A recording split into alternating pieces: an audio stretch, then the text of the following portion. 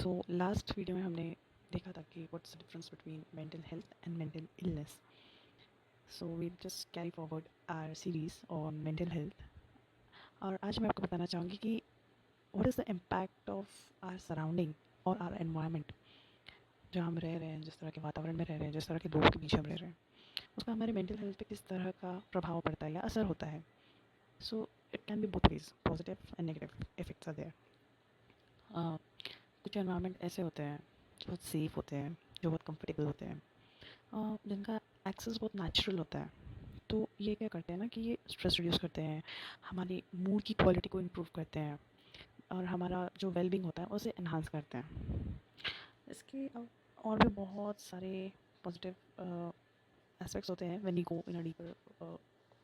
जब हम इसमें और डीप जाएंगे then will definitely discuss this. और कुछ नेगेटिव इम्पैक्ट्स होते हैं, जैसे कई बार पुअर एयर क्वालिटी भी हमें नेगेटिवली इम्पैक्ट करता है. Noise pollution, that is again a disturbing thing, because इससे क्या होता है, हमें एंग्जाइटी और स्ट्रेस, स्लीप डिस्टर्बेंसेस का इशू होता है. फिर if there is something of lack of privacy, जहाँ हमें प्राइवेसी नहीं मिलती है, तो हमें अंदर फियर की एक फीलिंग डेवलप होने लगती है. हमारे ऊपर साइकोलॉजिकल डिस्ट्रेस बढ़ने लगता है, क्योंकि हमें ऐसा लगता है कि हमारा personal space is lacking somewhere. उसके बाद अनसेफ एनवायरनमेंट्स भी होते हैं, जहाँ पे कई बार हमें देखने मिलता है कि क्राइम रेट्स बहुत हाई है, क्रॉनिक स्ट्रेस बढ़ता है एंड मल्टीपल थिंग्स आते हैं. और इन्हीं तरह के नेगेटिव इम्पैक्ट्स को बढ़ाने के लिए कई बार हमारा जो स्पेस होता है, जहाँ हम रह रहे हैं, या फिर हमारा room, office, desk, anything, if it is cluttered या अनऑर्गेनाइज्ड, तब भी हम हमारी मेंटल हेल्थ पे इसका नेगेटिवली इम्पैक्ट होता है. उसके बाद कई बार एनवायरमेंटल डिग्रेडेशन भी होता है, जो मेंटली हमें नेगेटिव इफेक्ट देता है.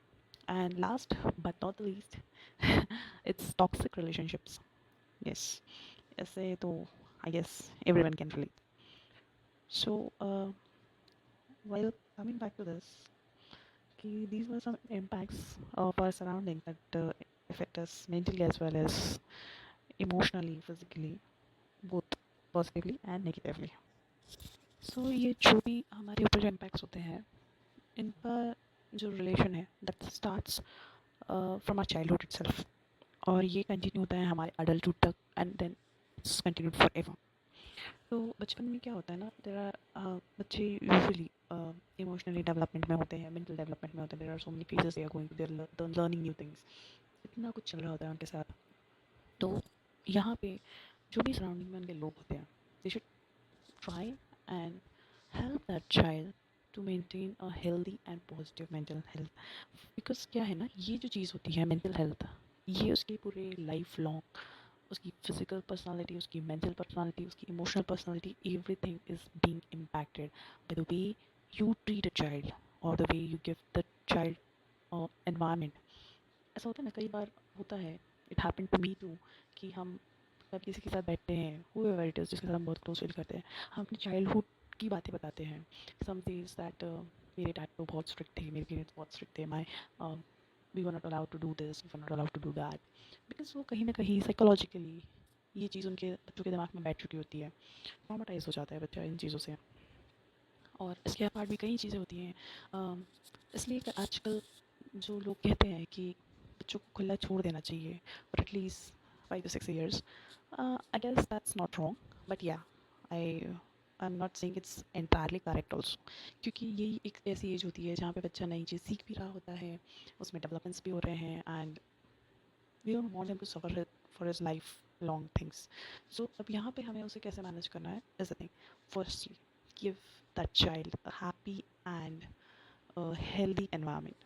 सो इट्स नॉट पॉसिबल कि आप उसके साथ 24/7 गिगल करता रहे, हंसते रहे, बट इट्स लाइक कि व्हाट आई मेंट टू से हियर इज कि if your kid or if your toddler of your child, if he or she is doing anything that is not sitting in your um, घर का discipline में, अगर वो चीज़ें नहीं बैठ रही, तो let's do this thing that let's engage them in some activities, जिससे वो डिस्ट्रैक्ट हो जाए और वो चीज़ ना करे जो आप नहीं चाहते कि वो करे.